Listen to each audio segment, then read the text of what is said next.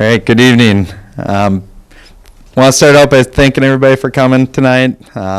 It's good to see the attendance at these things and get the local attendance and have people involved in the projects. So with that, do introductions quick. My name is Jeremy Ashar. I'm the DOT project manager for DOT. With me tonight is Ryan Shado. He is the lead design engineer for Ayers Associates, working on behalf of the department. Also with us tonight, Jim Thompson, who's DOT supervisor, Troy Robillard with Ayers Associates as well, and Mark Cantola in the back, who is our regional communications manager. So with that, we can go into the presentation. Maybe. All right.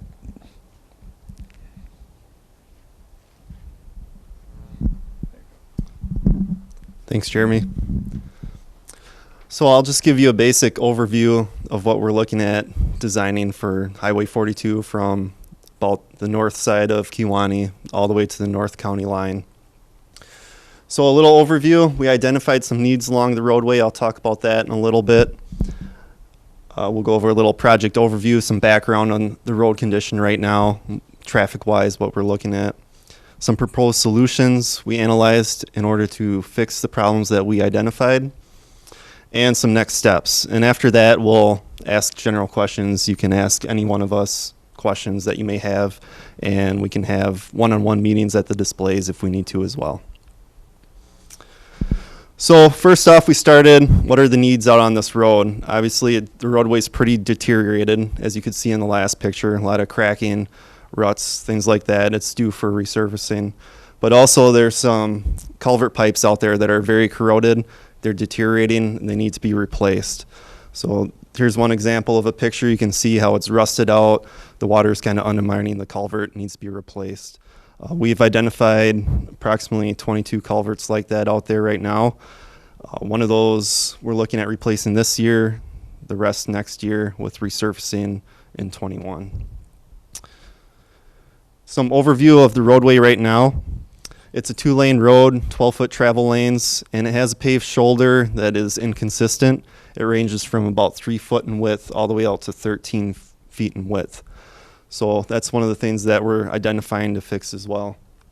Traffic's at about 7% trucks, with the average traffic out there in 2017, WSDOT did a count of about 2,400 vehicles per day. And we anticipate that to increase to about 2,700 vehicles per day in 2040, which is the design year for this pavement. So an update on the project limits that we have identified out here. As I mentioned, we're going to start just north of Kewaunee at about Duval Street, and we're going to replace culverts and resurface all the way up to the south limits of Algoma at approximately Feld Street. And we're going to skip over Algoma and then start up again north of the city limits there at about Greenfield Avenue. And we're going to continue that all the way up to the county line at about County Highway X. And some proposed solutions. Jeremy's going to kind of run through this a little bit. All right. With this project, we have 3 different phases, essentially. First one starting this fall, 2019. We have a spot culvert replacement between 8th Road and 9th Road. With that, kind of like Ryan had showed you, it's a very large 72-inch culvert, but it's got that same undermining, deteriorated effect. So we want to get in there this fall, get that one replaced. It's already seeing signs of the roadway settling in that area. So rather than holding off another year, we really want to get in there to get that one taken care of. Then starting summer 2020, we would start with the culvert replacements throughout the remainder of the project, one including the replacement of the large pipe structure at 3 Mile Creek with a bridge structure at that point. And then following in summer 2021 with the resurfacing. Now, the resurfacing is on an advanceable schedule, so if there's money available, that could also be moved up into the 2020 stage as well. But that is to be determined at this point. So again, just with the work going on this fall, construction is starting in October. I've talked with Vinton Construction, who will be the prime contractor on that. Essentially, it's going to be weather dependent on their schedule because they have 1 week between Monday and Friday that they can close the highway and detour it. So they want to be watching the weather, and so about a week ahead, they'll make the call based on the long-range forecast. Within that, we'll get the notice out through press releases, as well as we'll have message boards up at each end of that area notifying when construction is going to start. So the general public travels that every day. We'll be able to see that and be able to plan accordingly. So that detour will use County D up to Highway 54 back into Algoma during that project. So after the construction in later this year in October, next year in 2020, we'll be replacing those 20 culverts. If you look at the display up here, I know some of you have been up here already, or if you want to take a look after the meeting, I can walk you through it. We've identified all those blue, purple dots up there are culverts that we plan to replace next summer. The red dot right there between 8th and 9th Road, that's the culvert Jeremy was talking about. That's going to be replaced in October. And that yellow dot right up here between 9th and 10th Road, that's a large culvert, existing culvert right now for 3 Mile Creek that we're going to replace with the bridge structure. Our displays over here. So that's just a quick rundown of what's going on. But in 2020, it's mainly the culverts, and we're going to accomplish that through flagging and detours. It's kind of a combination. We're going to replace the culverts we can under flagging operations to keep traffic flowing. There'll be some delays, but they'll be relatively minor. However, there's some culverts that are just too deep to replace with flagging operations. It's too dangerous to flag next to an open trench that's 10, 17 feet deep in some areas. So we're going to have to do some combination of detours for those culvert replacements. And for the 3 Mile Creek Bridge, the road's going to be closed for about 3 months for that project with a detour. And I want to state too that even though we're closing the road, doing detours, flagging, that we will maintain local property access at all times. That's something that we strive to do. So we'll maintain traffic best we can throughout the life of these projects. So this is just an example of one of the displays we have. I know it's hard to see, so if you want to come up after the meeting and ask any of us a question about the actual structure that's going to be built over 3 Mile Creek, feel free to. But basically, the bridge is going to be the same width that's out there right now. There's guardrail out there right now for the culvert. It's about 40 feet between the rails. The new bridge is going to be the same. So we're going to replace in kind that way. The bridge will be about 45 feet in length. And like I said, it's going to take about 3 months to construct that bridge. With that bridge on this display here, I know it's hard to see, but we're going to be replacing guardrail as well in order to make sure that it's safe. One thing I want to note is there is a driveway in the northeast quadrant here that we're planning on shifting to the north about 20 feet or so. So I don't know if anyone here owns that property, but I don't think we have it on here. I'm not sure the address. I know there isn't a house there right now. It's vacant land. So yeah, that is one thing we'll be impacting for this project. Next slide. So I want to go over the detours a little bit too for next year, since those will be impacting you probably the most throughout this project. They're up on the screen here, or there is a display over here as well. The first detour that we're looking at would be south of Algoma and south of Alaska a little bit, where we have to replace some culverts that are relatively deep. We're planning on routing traffic west on County O, and then having traffic travel east on 54 back to Highway 42. And we're anticipating that this detour will last approximately 3 weeks so we can replace those culverts. After that's been completed, We're planning on working on the structure over 3 Mile Creek, the new bridge that I talked about a little earlier. This one's going to be a longer detour. It takes a little longer to build a bridge. Like I said, we're anticipating 3 months. And the detour for that will start at Alaska. We'll go north on County Road D and then head east on County Road K until traffic gets back to Highway 42. So that's the plan for that one. And then there's the north detour as well, north of the city of Algoma. That's going to be about a 3-week detour, and that's going to take traffic west on 54, north on Highway D, and then back east along County Highway X on the county line there. And that's going to be about a 3-week detour. What we're trying to do with all this is the combination of flagging and stage detours is to limit inconveniences to you. We realize that roadway work is inconvenient at times, but we're hoping that this is the best plan set forward in order to minimize delays in traffic. One last thing is we're not going to be having any of these detours concurrent with each other. We're going to try to keep one detour at a time so it's not too much of a hassle at any one time.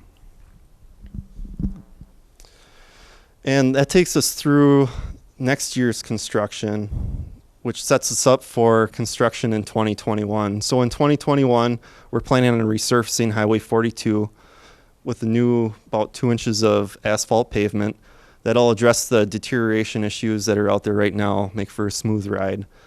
We're also planning on widening the shoulders in some areas. Like I said before, the shoulders in some areas are only 3 feet wide. We want at least 5 feet out there for safety reasons, so that addresses another concern that we had on the project going in here. We're also going to replace guardrail, which will improve safety out there since the old guardrail is kind of out of date. We're going to be doing new pavement marking, and we're going to be installing rumble strips along the shoulder of the roadway or the center line to help improve safety. So if someone veers off the road, they kind of get that little jolt that tells them to come back in the lane of traffic.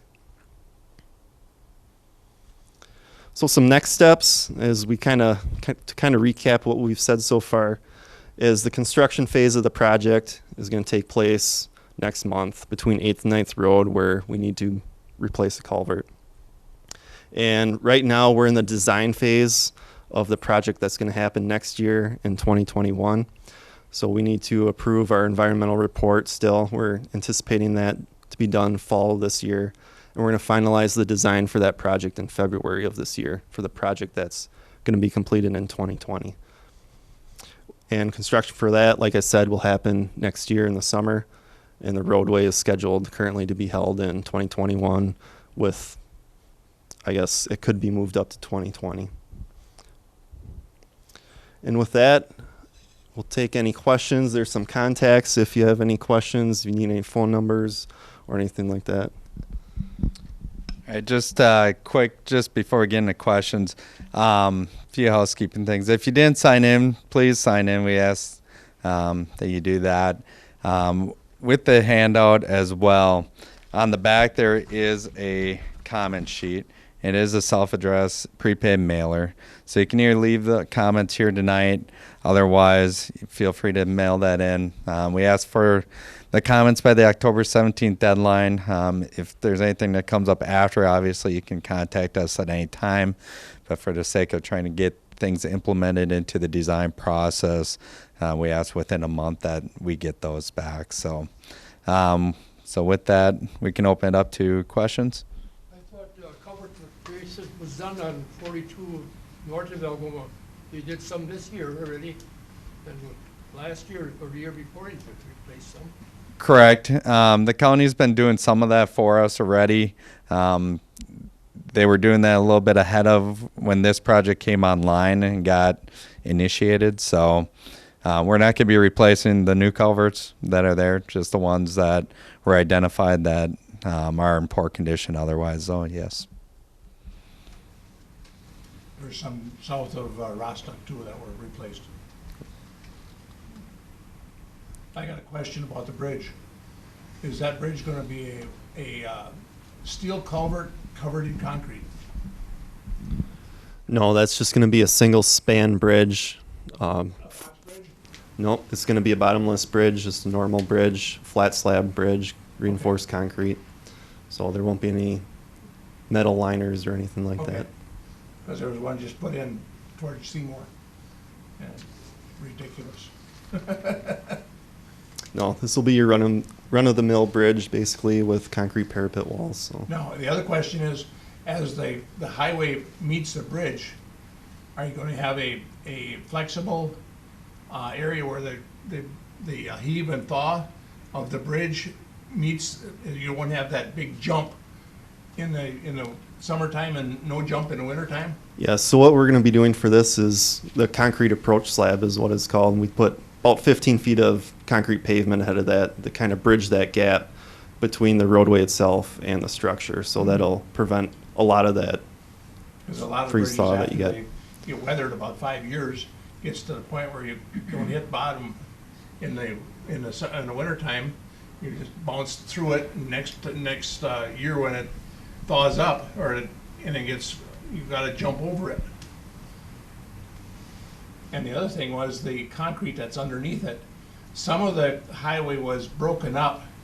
The concrete that was originally there was broken up and the asphalt was put over the top of it. And there's areas just south of Alaska that there's only about an inch of asphalt over the top of it. And it's moving. You can see where the cracks from the edge come around and it actually moves out. See, I was inspector on a lot of those jobs, so I think it's the inspector's fault if they don't have the right amount of concrete there, because it should last more than 5 years before it falls apart. Yeah, we actually we're going through right now the pavement design and analysis phase, and one of the things that they're doing is going up and down the highway, taking cores, and they verify the asphalt depths and what's underneath to help with that on this project. So we also look at as-built and things like that as well, but if you see people out drilling in the road right now, that's what's going on. So most of the time, the people that do the concrete work or the roadway don't have somebody involved to do as-bills. So a lot of these roads that you see, there's no as-built to them. They just take the original design and say, this is what we did. And if you leave it to the contractor, that's what it'll be. If you have a inspector there from the state, you might get a better job if he's a conscientious inspector. I would agree. I have a question about the culvert between 8th and 9th. So the culvert is the pipe, right, that goes under the bridge. So when you're talking about replacing that, you're just talking about that pipe, not the bridge itself. But then you're talking about the bridge right after it. So is it in effect going to be just kind of dovetailing right into that next bridge project, or? You're talking about the one that we're talking about for this fall, and then the other. Yes, the one just south of the wayside goes this fall. That one is just going to be replaced with a similar pipe and replace in kind. Wait on the bridge until the spring? Until the following year, correct. Until the following year. Okay, so it'll be a shorter project this fall, you're saying? Yes. When you replace the culvert, will the guardrail come off for that? Yes. Okay, good. It'll be All right. removed and replaced afterwards. Having kids who like to walk up the shore and then walk back on the road from the wayside down back to our property, it's really narrow on the bridge for pedestrians. Is there any accommodation for pedestrians on the bridge at all, or it's terrifying kind of walking back? I mean, we walk on the left side, so traffic's coming, right to us, but it's still like, I know it's not intended for walking, but Right. it happens. And typically in a rural situation, we're going to match the shoulder width that's out there. So what's out there for that shoulder width for walking will be what will carry across the bridge. Correct me if I'm wrong, Ryan. But. Yeah, it's nice up till the bridge. I mean, it's like a good 5 feet up till the bridge, but then it gets really narrow on the bridge. Yeah, so like I said, we're going to have 40 feet between the bridge parapets, which is about the same as what's out there right now. So really, your travel lane's 12 feet, so you'll have 8 feet outside the white stripe edge line. Okay. So, Wintertime, you have a lot less. yeah, that's There's true. Snow piles in That's there. true. Depends on the year. Yeah. Well, this last year, I had to do some snow removal beyond it, so I used the Bobcat and pushed it actually over the top of the rail. All right. think that's it. I have a little bit of a rumble strip question, but I can do that after. So, The culvert you're gonna replace right at 8th Road, that double culvert you're gonna replace it. I own the property on the east side, on both sides of that culvert. I guess I wanna know when you get done if I'm gonna have access to that little acre of ground that I've got on the northeast corner of that.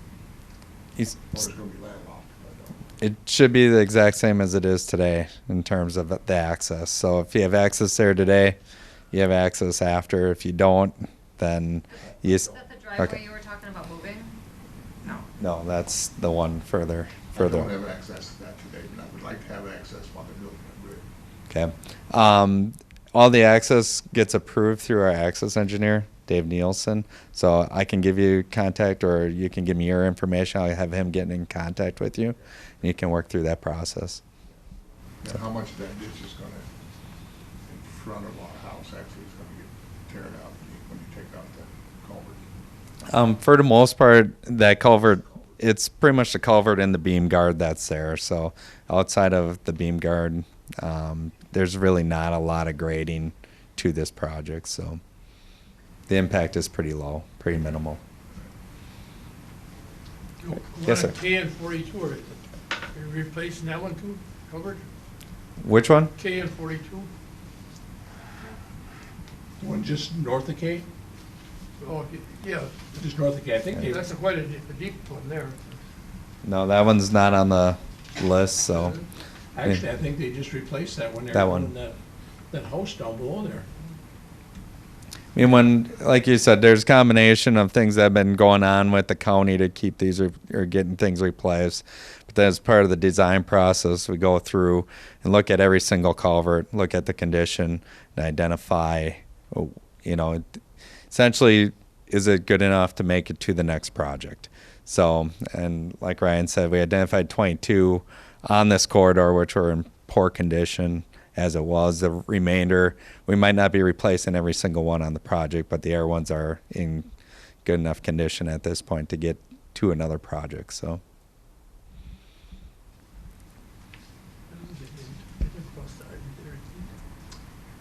all right.